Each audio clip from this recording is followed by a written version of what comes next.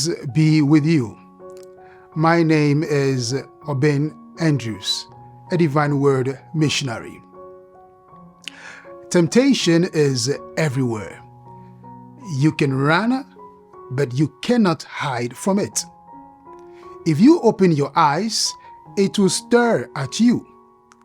And if you close your eyes, it will visit you in your thoughts. It will search for you even in the house of God.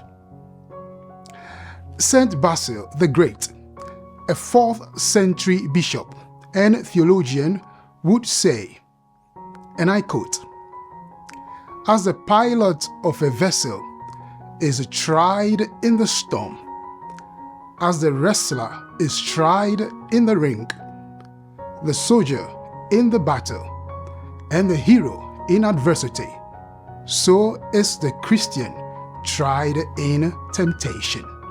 End of quote.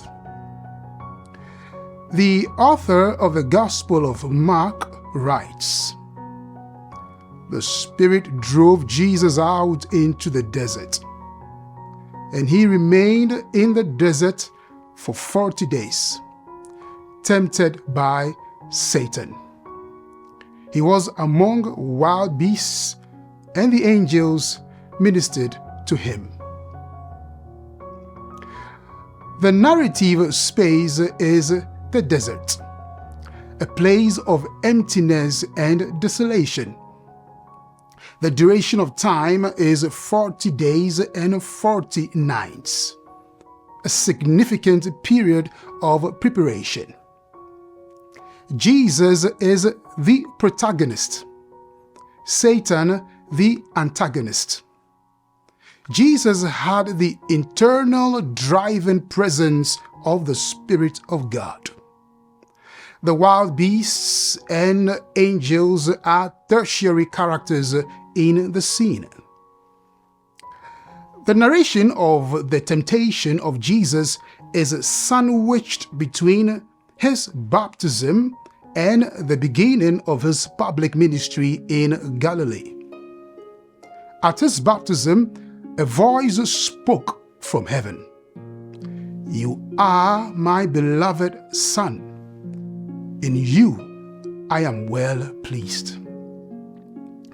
For a moment, stay with the phrase, "Beloved Son of God." Jesus was loved by his Abba Father, and yet he was tempted by Satan. Herein lies an important message. Satan does not tempt his own.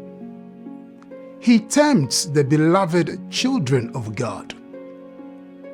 Those who are dead in sin do not experience temptation.